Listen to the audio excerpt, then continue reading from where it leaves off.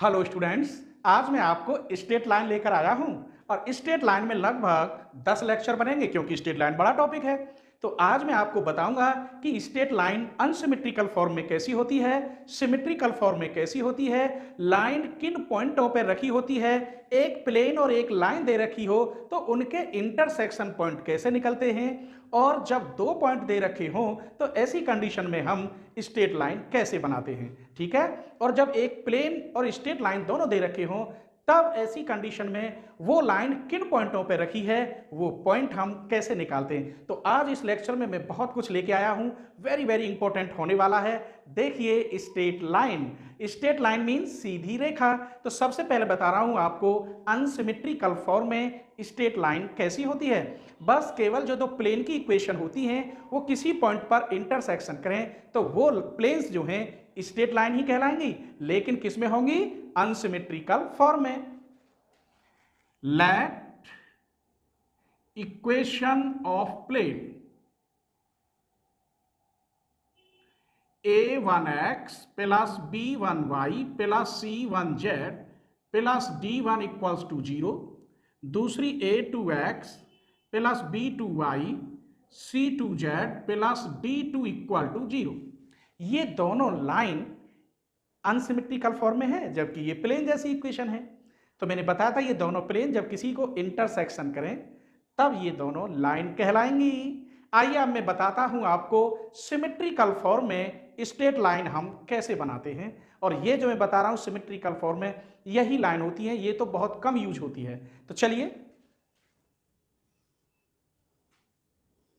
ये x axis, Z axis और Y axis, मैंने यहां पर एक लाइन ले ली, स्ट्रेट लाइन। ये ए और ये पी, पी के पॉइंट एक्स वाई जेड और ए के point x dash y dash z dash, इन दोनों के बीच की दूरी मैंने ये कह दी आर। तो पहले मैं ए पी के डी आर एस बताऊंगा। तो D R S of A P, AP के डी आर एस हो गए, पी के में से ए का घटाएंगे, x minus x dash, y minus y dash, z minus z dash. This is D R S of AP. जब ये एपी लाइन है तो इसके डायरेक्शन कोसाइन क्या होंगे? DCS. And DCS of line AP क्या होते हैं? L M N. ये तो मैं आपको बता ही चुका हूं। एक्स एक्सिस के कोऑर्डिनेट में एल आएगा, बनेगा। वाई एक्सिस के लिए एम बनाया था मैंने और जेड एक्सिस के लिए एन बनाया था। तो प्लीज आप direction cosine and direction ratio वाली प्लेलिस्ट जरूर देखें। ठीक है। तो चलिए, जब ये एपी है तो इसके डीसीएस क्या हुए? L M N. हमारे पास डायरेक्शन रेशो है, इनके बीच की डिस्टेंस है और डीसीएस है एल एम एन। तब इनमें रिलेशन क्या बन सकता है वो देखिए। तो x minus x dash upon r l, y minus y dash upon r equal m और z minus z dash upon r equal to n। ये रिलेशन बन जाता है, सब जानते होंगे। डायरेक्शन रेशो में डिस्टेंस की डिवाइड करें तो पहले डीसीएस के बराबर होता है। ठीक है। आइए इसको मैं कैसे लिख सकता हूं? इसे लिख सकता हूं x minus x dash upon l equal to r. इसको मैं लिख सकता हूं y minus y dash upon m equal to r और z minus z dash upon n equal to r. लिख सकते हैं, कोई परेशानी? जब ये r r r it follow that, इन तीनों को हम इक्वल रख सकते हैं। कैसे? That is x minus x dash upon l, y minus y dash upon m, z minus z dash upon n. यही आपकी स्ट्रेट लाइन है। इसे हम क्या कहते हैं? स्ट्रेट लाइन सिमेट्रिकल फॉर्म है। ये स्ट्रेट लाइन अनसिमेट्रिकल फॉर्म है। अब इस लाइन को मैं पास कर रहा हूं अल्फा बीटा गामा। सपोज करिए ए के पॉइंट होते अल्फा बीटा गामा, तो लाइन कैसी होती? तो equation of line passes through alpha beta gamma. तो ये लाइन बन जाती x minus alpha upon l, y minus beta upon m, z minus gamma upon n. बस अगर मैं इस लाइन को थोड़ा सा ऐसे यहां बढ़ा देता तो ओ के पॉइंट क्या होते? 0 0 0। अगर ये लाइन ओरिजिन से पास हो तब क्या होगी, यहां जीरो, यहां जीरो, यहां जीरो रख देंगे। तो देखिए एक लाइन ये बना दी। अब मैं लिख रहा हूं equation of line passes origin.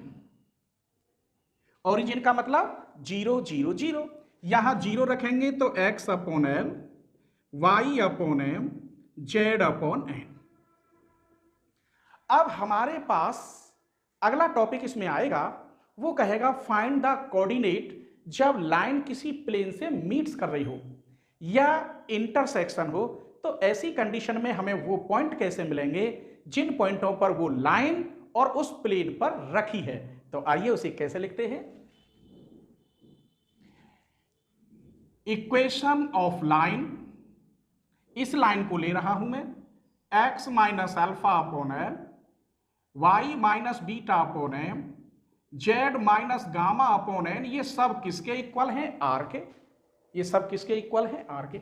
इसको और इसको बराबर लेंगे तो x minus alpha equal to l r, तो x इक्वल टू हो गया अल्फा प्लस एल आर। यहां से y इक्वल टू बन जाता बीटा प्लस एम आर, यहां से z equal to gamma plus n r. ये तीनों पॉइंट जिस प्लेन से मीट्स कर रहे हैं उस प्लेन में रखते हैं। तो मैं लिख रहा हूं this point lie on given plane. Plane दे रखा होगा, वहां रखने से आपको r मिल जाएगा। क्या मिलेगा, r की वैल्यू मिलेगी। r की जो भी वैल्यू होगी वो आप यहां यहां यहां रख देंगे। इस प्रकार ये पॉइंट वो पॉइंट कहलाएंगे जो लाइन किसी प्लेन को इंटरसेक्शन कर रही हो। किसी बुक में लिखा है वेयर द लाइन, किसी बुक में लिखा है find the coordinate which line intersection to the plane. अलग अलग टीचरों ने बना दिया है, तो सबके लिए यही है। यहां से r की वैल्यू मिल जाती है, मैं डिटेल में निकालूंगा अभी क्वेश्चन। यहां रखेंगे तो वो पॉइंट मिल जाएंगे जो पॉइंट जिन पॉइंटों पर ये लाइन रखी है। अब नया टॉपिक बता रहे हैं, जब दो पॉइंट दे रखे हो तो ऐसी कंडीशन में आप स्ट्रेट लाइन कैसे बनाएंगे। Let equation of line passes A के point x1 y1 z1 and B के पॉइंट x2 y2 z2। जब क्या पॉइंट दे रखे हो दो, तब इक्वेशन ऑफ लाइन बनती है x minus x1 upon x2 minus x1, y minus y1 upon y2 minus y1, z minus z1 upon z2 minus z1। ये वो लाइन है। आपसे रिक्वेस्ट है, अगर स्ट्रेट लाइन को बहुत अच्छी तरह आप समझना चाहते हैं तो आप पर प्लेन आना चाहिए, क्योंकि इसमें प्लेन यूज होगा। आप पर डायरेक्शन, कोसाइन, DRS ये सब आने चाहिए, इसमें यूज होते हैं। तो प्लीज आप कोई सी भी प्लेलिस्ट न छोड़ें, पूरी प्लेलिस्ट क्रम से लेके चलें। पहले direction, cosine and direction ratio वाली लें, फिर प्लेन वाली पढ़ें और फिर इस स्ट्रेट लाइन वाली को पढ़ें। तो चलिए इसके बाद में अब छोटे छोटे क्वेश्चन जो वेरी वेरी इंपॉर्टेंट है वो लूंगा, और फिर बहुत बड़े बड़े क्वेश्चन लूंगा जो हर राइटर की बुक में हैं। क्वेश्चन नंबर 1 देखिए, find the equation of the line passes through. Passes through, इन पॉइंटों को मैं मान रहा हूं alpha beta gamma. Given alpha beta gamma equal to दे रखे हैं 1 2 3 and having direction cosine DCS LMN equal to क्या दे रखा है 2 4 6। हमारे पास DCS हैं, किन पॉइंटों से पास हो रहे हैं वो पॉइंट हैं। अब सिर्फ हमें क्या मालूम होना चाहिए, लाइन। देखिए तब equation of line passes P point मैं लिखे देता हूं alpha beta gamma and DCS LMN। तब तो लाइन बनती है x minus alpha upon l, y minus beta upon m, z minus gamma upon n. बस वैल्यू रख दीजिए। तो x minus 1 upon 2, y minus 2 upon 4, z minus 3 upon 6। यही आपकी स्ट्रेट लाइन है। आइए क्वेश्चन नंबर 2 देखते हैं। Find the equation of the line passes through P point. Solution, P के पॉइंट तो दे रखे हैं उसने अल्फा बीटा गामा। अब हमें चाहिए DCS। तो इसने कहा एंड पैरेलल का साइन है ये, पैरेलल टू y एक्सिस। अब मुझे ये मालूम होनी चाहिए कि वाई एक्सिस के DCS क्या होते हैं, बताइए। एक्स एक्सिस पे डायरेक्शन कोसाइन क्या बनते हैं, जेड एक्सिस पे डायरेक्शन कोसाइन क्या बनते हैं। तो इसमें क्या पूछा है, वाई एक्सिस, तो वाई एक्सिस पे डायरेक्शन कोसाइन बनते हैं 0 1 0, जेड एक्सिस पर बनते हैं 0 0 1 और एक्स एक्सिस पर बनते हैं 1 0 0। तो मैं वाई पे निकाल रहा हूं, आप एक्स और जेड पे निकालना। तो parallel to y axis that is DCS parallel to y axis क्या होंगे, 0 1 0। हमारे पास L M N alpha beta gamma, बस यहां 0 यहां 1 यहां 0, आंसर। तो डायरेक्ट कर रहा हूं, तब equation of line x minus alpha upon 0 L की जगह पर, y माइनस बीटा अपॉन 1 और z माइनस गामा अपॉन 0, यही आंसर है। अब वो कह रहा है and perpendicular to x axis. अब एक्स एक्सिस के लिए मुझे परपेंडिकुलर करना है। मान लीजिए ये तो लाइन है मेरी, अब इस लाइन को मैं एक्स एक्सिस से परपेंडिकुलर करूं तो वहां DCS क्या होते हैं एक्स एक्सिस पर, 1 0 0। तो वहां डायरेक्शन कोसाइन बनेंगे कैसे, ये देखिए। Now equation of line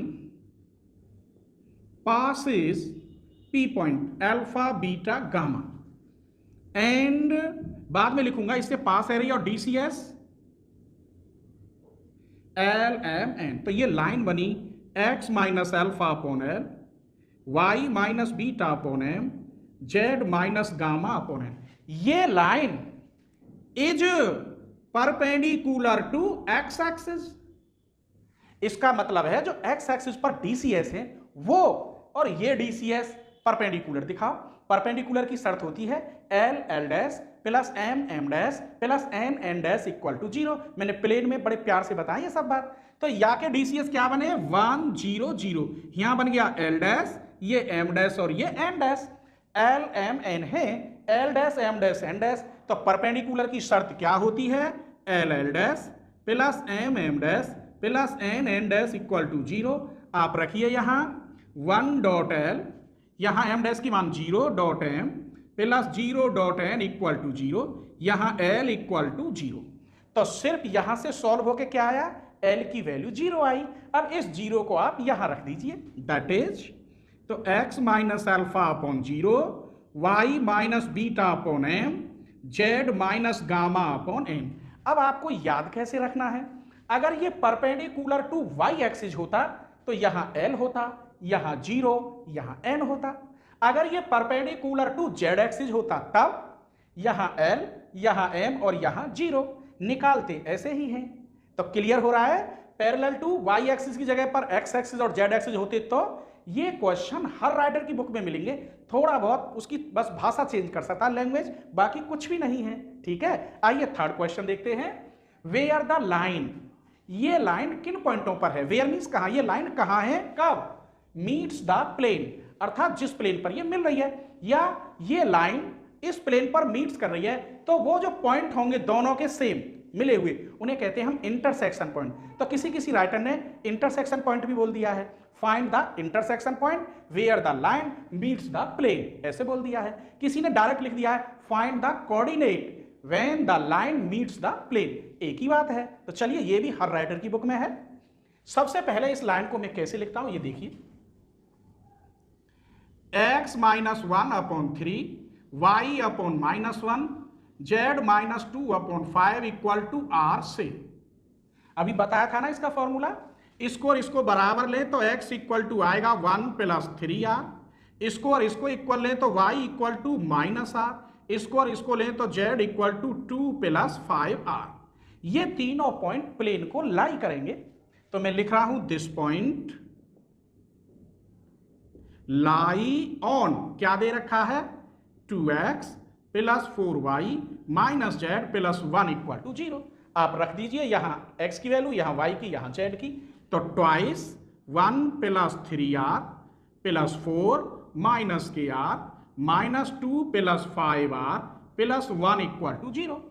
solve करिए, 2 plus 6r minus 4r minus के 2 minus 5r plus 1 equal to 0। 5 और 4 9, 9 में थे 6 गई तो कितने बचे?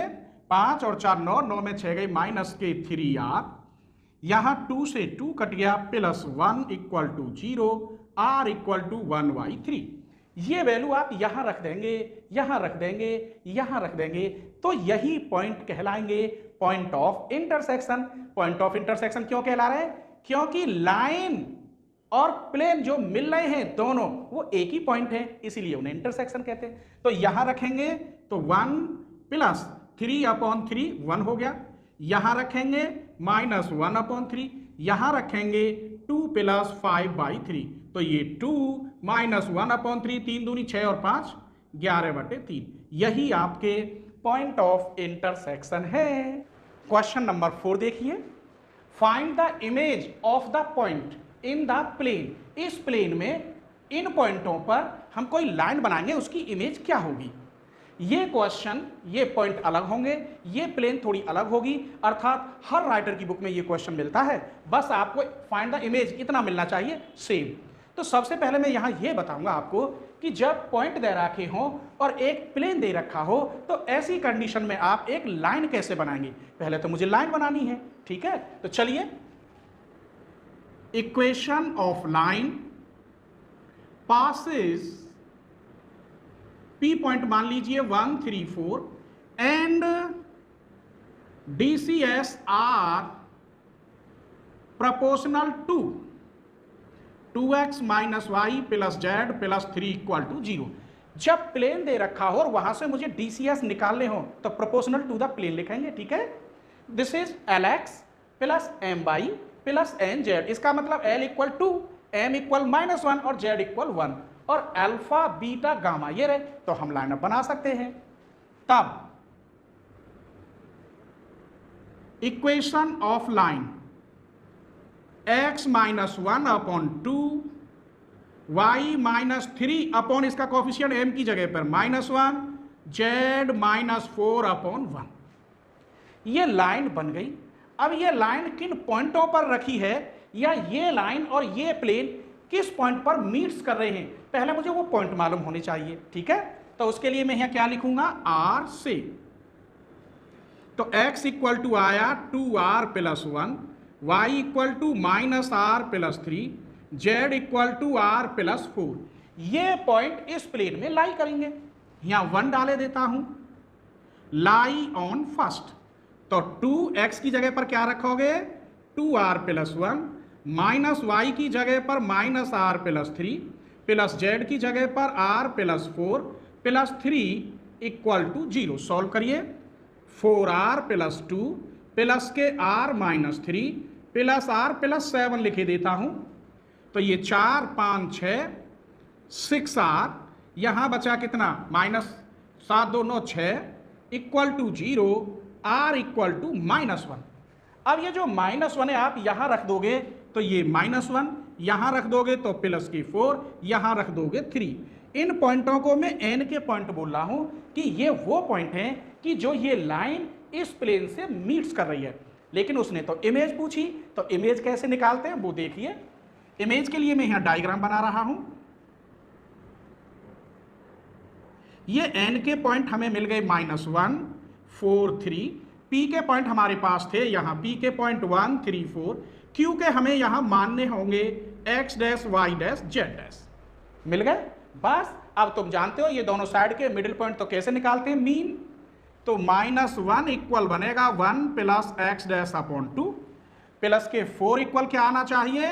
3 प्लस y डैश अपॉन 2 और 3 इक्वल क्या आना चाहिए? 4 प्लस z डैश अपॉन 2। यहां से x dash y dash z dash की जो वैल्यू मिलेंगी वही इमेज के पॉइंट कहलाएंगे। तो x डैश इक्वल क्या आएगा? -2 और 1 -3, y डैश 4 दूनी 8 3 गई 5, z डैश 3 दूनी 6 में 4 गए 2। तो ये जो q के पॉइंट मिले x डैश -3, y डैश 5 और z डैश 2, यही इमेज के पॉइंट हैं। तो हमने क्या सीखा कि सबसे पहले तो ये प्लेन और जब पॉइंट दे रखे हो तो आप लाइन कैसे निकालोगे। तो मैंने आपको ये लाइन बताई।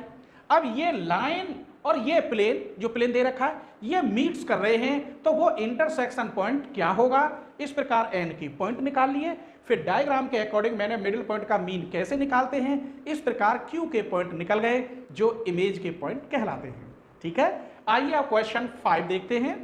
क्वेश्चन 5 में prove that the line joining the points. सबसे पहले जब दो पॉइंट दे रखे हो तो ऐसी कंडीशन में आप लाइन कैसे बनाएंगे? ठीक है, चलिए यही लिख रहे हैं क्वेश्चन नंबर 5 का सॉल्यूशन। तो given x1 y1 z1 equal to दे रखा है 4 - 5 - 2, x2 y2 z2 equal to -1 5 और 3। इक्वेशन ऑफ लाइन कब? जब दो पॉइंट दे रखे हो। तो equation of line x - x1 upon x2 - x1, y - y1 upon y2 - y1, z - z1 upon z2 - z1। Value ये रही, रखिए x - 4 upon -5, y + 5 upon 10, z + 2 upon 5, काट दीजिए, x - 4 upon -5 1, y + 5 upon 2, z + 2 upon 1 equal to r से। ये line बना के दिखा दी मैंने। अब ये लाइन फिर कह रहा है ये सरफेस मीट्स द सरफेस। इस सरफेस को जैसे प्लेन को मीट्स कर रहा है, अब कहें यहाँ सरफेस को, यहाँ सेकंड डिग्री में है, इस प्रकार आर की दो वैल्यू आएंगी।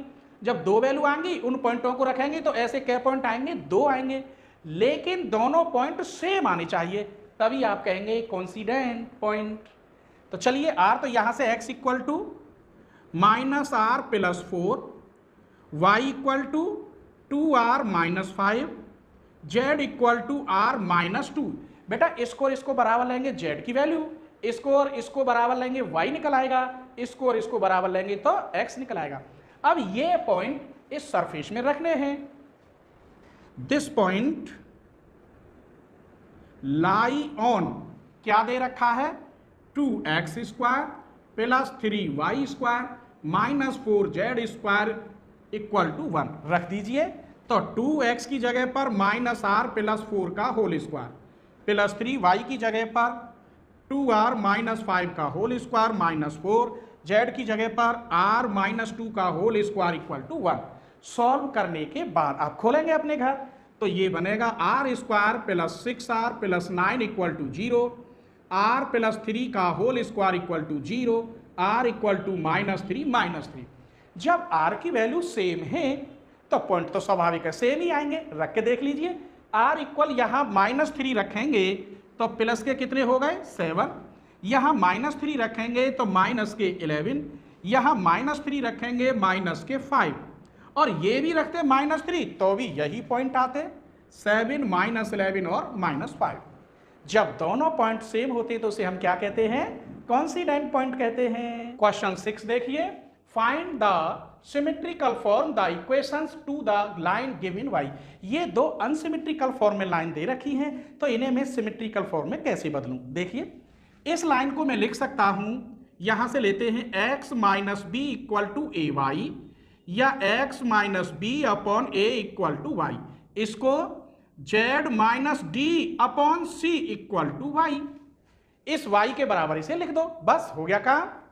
That is x - b upon a equal to y upon 1, y के इक्वल क्या लिख रहा है? z - d upon c। यही आंसर है। चलिए क्वेश्चन नंबर 7 देखते हैं। Find the symmetrical form equation given y। ये दो इक्वेशन अनसिमेट्रिकल फॉर्म में दे रखी हैं, तो हम सबसे पहले बताएंगे कि जब अनसिमेट्रिकल फॉर्म में दे रखी हो तो उसे हम सिमेट्रिकल फॉर्म में कैसे बदलते हैं। पहले इतना बताते हैं, ये इक्वेशन दे रखी है, तो x + y + z + 1 equal to 0, 4x + y - 2z + 2 equal to 0। सबसे पहले मुझे डायरेक्शन कोसाइन निकालें तो कैसे लिखते हैं? लिखने का तरीका तो काफी लंबा है, लेकिन बहुत ही शॉर्ट लिखूंगा। Let LMN be DCS of above line. तब ये x का कोफिशिएंट यहां 1 है, यहां 1 है, y का कोफिशिएंट, z का कोफिशिएंट 1 है, तो हम यहां ये L' M' N' ये एल एम एन तो परपेंडिकुलर दिखाते हैं, तो कैसे लिखेंगे 1 dot L plus 1 dot M plus 1 dot N equal to 0। कहने का मतलब परपेंडिकुलर मैंने आपको पढ़ाया है, एल ये L L dash plus M M dash plus N N dash equal to 0। अब इंडीसीएस से इस पर परपेंडिकुलर डालें तो 4l प्लस 1m माइनस के 2n इक्वल टू 0। सॉल्व करिए l m और n, यहां से -2 -1 -3, 4 दूनी 8, 4 एकम 4 और 2 6, 1 -4 -3 इक्वल टू k। ये बन गया 1, ये -2, ये 1, तो l equal to k, m equal -2k, n equal k। Multiply करेंगे। इस प्रकार डायरेक्शन कोसाइन मिल गई। अभी तो मुझे x dash y dash z dash चाहिए, तब हम कैसे निकालते हैं, थोड़ा शॉर्ट ही चलेंगे। अब जैसे कि मैंने ये बताया ना परपेंडिकुलर, आप कुछ मत लिखिए, बस यहाँ l plus m plus n equal 0, 4l plus m minus 2n equal 0 ऐसे लिख दीजिए। लेकिन ये भी मैंने कम लिखा है, let LMN be the DCS of above lines, ठीक है, तो इतना आपको लिखना चाहिए। अब मुझे x dash y dash z dash कैसे मिले, तो कहीं भी किसी भी किताब में क्वेश्चन हो अनसिमेट्रिकल से सिमेट्रिकल फॉर्म में वो चेंज कराए, तो सबसे पहले आप z बराबर 0 रखेंगे, ठीक है, क्या रखेंगे z इक्वल टू 0। तो इसमें पहले z equal to 0 in first and second, तो यहां बचा x plus y plus 1 equal to 0, यहां 4x plus y plus 2 equal to 0। कोई परेशानी? अब ये हाई स्कूल की तरह आप सॉल्व करेंगे जैसे हाई स्कूल में करते थे। इसमें से इसे माइनस करेंगे 3x, ये कट गया, इसमें से 1 बचा, तो x इक्वल टू -1/3। x की वैल्यू यहां रखेंगे -1/3 plus y plus 1 equal to 0, तो y इक्वल टू -2/3 और z इक्वल टू 0। तो ये पॉइंट बन गए। अब x dash y dash z dash equal to -1/3 -2/3 और 0। आपके पास LMN है, x dash y dash z dash है, इस प्रकार लाइन बना दीजिए। तब equation of line x minus x dash upon l, y minus y dash upon m, z minus z dash upon n। रखिए वैल्यू x प्लस के 1/3 अपॉन 1, y plus 2/3 अपॉन -2, z माइनस 0/1। इस प्रकार ये केवल लाइन बन गई। अब उसने क्या कहा है, and find the equation to the plane through point and perpendicular to line. इन पॉइंटों से तो पास है रही है और ये जो लाइन बनाई है इससे परपेंडिकुलर है। तो आप जानते हैं ये है LMN, ये अल्फा बीटा गामा। तो प्लेन में मैंने आर्टिकल भी लिखा था L dot x minus alpha plus m dot y minus beta plus n dot z minus gamma equal to 0। कब?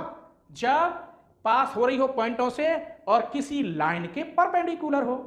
तो मैं एक लाइन यहां लिखे देता हूं, equation of line passes P point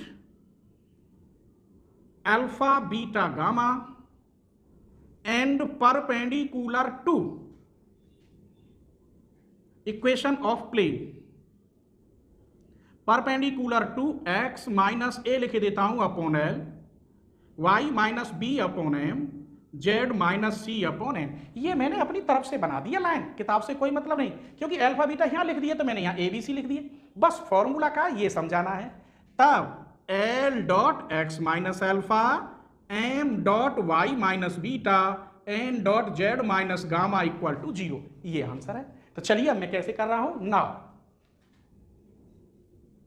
equation of plane passes, क्या पॉइंट है 1 1 1 एंड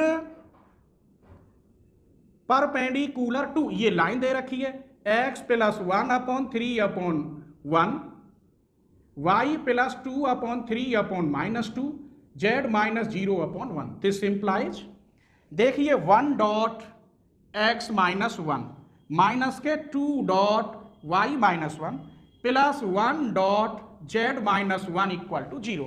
देखो ये L M N, ये रहा L M N, alpha beta gamma की जगह पर 1 1 1 रख दीजिए। बस सॉल्व करना है। तो x minus 1 minus 2y plus 2 plus z minus 1, this implies x minus 2y plus z 1 1 2 cut गया इक्वल टू 0। यही आंसर है। तो थोड़ा बड़ा क्वेश्चन था लेकिन बहुत अच्छा था। क्वेश्चन नंबर 8 देखिए, प्रूव दैट द लाइंस, दो लाइन दे रखी है ये और ये, आर परपेंडिकुलर।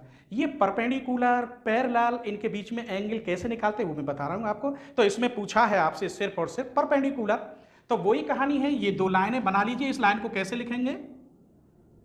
इसे लिखेंगे आप x minus a y plus 0z equal to b. ठीक है, यहां में z नहीं था, मैंने 0 लगा के जोड़ लिया। इस लाइन को कैसे लिखेंगे? 0x माइनस के c y plus 1z equal to d. ऊपर वाली लाइन को हम ऐसे लिख सकते हैं। परपेंडिकुलर के लिए या पैरेलल के लिए हमें LMN मालूम होने चाहिए। तो उसके लिए हम क्या लिखेंगे? अभी बताया था, let LMN be DCS of above line. तब ये बन जाएगा 1 dot L a dot M 0 dot N equal to 0 0 dot L c dot M 1 dot N equal to 0। वही परपेंडिकुलर वाली शर्त, लेकिन आप डायरेक्ट यहां LMN रख दीजिए, बस इससे ही काम चल जाता है। आइए अब इसे वज्र गुणन विधि द्वारा सॉल्व करेंगे, क्योंकि LMN के लिए कुछ चाहिए। तो यहां बना L M और N, ये दबाओगे तो माइनस ए, ये दबाओगे -1, ये दबाओगे -c इक्वल टू के। ये सब कट गए, इक्वल हैं। तो L इक्वल टू ए के, M इक्वल टू के, N इक्वल टू सी के। ये LMN सिर्फ ऊपर वाले से निकले। इस लाइन और ये सेम है, सिर्फ क्या है यहां डैश लगा है। इसी लाइन में अगर डैश लगा होता तो ये लाइन बन जाती। तो सिमिलरली ये लाइन कैसे बनेगी? ये लाइन ही बनेगी नीचे वाली, x minus a dash y plus 0z equal to b dash. ये बनेगी 0x minus c dash y plus 1 dot z equal to d dash. इसी में केवल डैश लगा, तो डैश ही तो लग रहे हैं। इसकी जगह पे आप क्या लिखेंगे? Let L dash M dash N dash be D C S. तब यहां आप अपने आप करना, यहां आंसर क्या आएगा? L dash equal to a dash k, M dash equal to केवल k, N dash equal to c dash k. भैया जी आपके पास LMN है, L dash M dash N dash है, अब वो पूछ रहा है परपेंडिकुलर। तो lines are perpendicular if formula L L dash M M dash N N dash equal to 0। L की जगह पर, एल डैश की जगह पे क्या है? यहाँ ए डैश के स्क्वायर प्लस के स्क्वायर सी डैश के स्क्वायर इक्वल टू 0। के स्क्वायर कॉमन लेके 0 में गया, तो यहां बचा a dash plus 1 plus c dash equal to 0। यही प्रूफ है। अगर वो पूछता आपसे कि लाइंस आर पैरेलल, तब आप कैसे करते? तो इसी में मैं दोबारा बता रहा हूं। यहां इफ लाइंस आर पैरेलल, तब L upon L dash, M upon M dash, N upon N dash. यहां है ए के अपॉन ए डैश के, यहां के अपॉन के, यहां सी के अपॉन सी डैश के तो कट गया। क्या बचता? इधर देख लो, a upon a dash equal to 1 equal to c upon c dash. ये बन गया पैरेलल कंडीशन। अब वो पूछता है इनके बीच में एंगल, तो ये मैंने एक नया क्वेश्चन बनाया है। इनके बीच में एंगल कह रहा है, find the angle between the line. तो ऊपर वाली लाइन को डायरेक्ट लिखूंगा LMN, let LMN be DCS। तो ये बन गया अब 3L plus 2M plus N equal to 0। ये बना L plus M minus 2N equal to 0। यहां से आप LMN निकालेंगे, तो L M N, माइनस के 4 माइनस 1 माइनस के 5, 1 एकम 1 प्लस 3 दूनी 6 7, 3 एकम 3 में से 2 गया 1 इक्वल टू के। L इक्वल टू माइनस 5 के, M इक्वल 7 के, N इक्वल के। अब इस लाइन के लिए मानूंगा मैं L dash M dash N dash. तो let L dash M dash N dash be DCS। तो ये बन गया 2L dash minus M dash N dash equal to 0, 7L plus 10M dash minus 8N dash equal to 0। यहाँ L dash M dash और N dash. ये 8 एकन 8 plus के 10 18। फिर देख लो 8 एकन 8 प्लस के 10, इधर माइनस के 7 प्लस के 8 दूनी 16, तो 9 बचे। फिर देख लो माइनस के 7 प्लस के 18 18, माइनस के 7 प्लस के 8 दूनी 16, 16 में थे 7 गई तो क्या बचे 9, 9 और 7 16। इधर देखो 10 दूनी 20 और 7 27। फिर चेक कर लीजिए इसको, माइनस के 7 प्लस के 16, 16 में 7 गई 9, ये 3 बार, ये 1 बार 9 ते काट दो 2 बार और ये 3 बार। इसका मतलब यही लिखे देता हूं L dash equal to 2K, M dash equal to K, N dash equal to 3K। बिल्कुल सेम यही किया है। अब हमें फॉर्मूला मालूम होना चाहिए। हम जानते हैं cos थीटा इक्वल टू होता है L L dash M M dash plus N N dash. आप वैल्यू रख दीजिए, माइनस के 5 दूनी 10, फिर 7 एकन 7, फिर 3 एकन 3, 7 एकन 7, फिर दोबारा देखिए 5 दूनी 10, 7 एकन 7, 3 एकन 3, और ये के स्क्वायर मैंने कॉमन ले लिया, लेकिन ये तो कट गया, 7 3 10 10 क्या हुआ 0। और cos थीटा में 0 कितने की वैल्यू होती है cos 90 की। इसका मतलब cos theta equal cos pi by 2, this implies theta equal pi by 2। तो आज हमने इस क्वेश्चन में परपेंडिकुलर बता दिया, पैरेलल बता दिया, और यहां नया क्वेश्चन बनाया था कि हम एंगल कैसे निकालते हैं।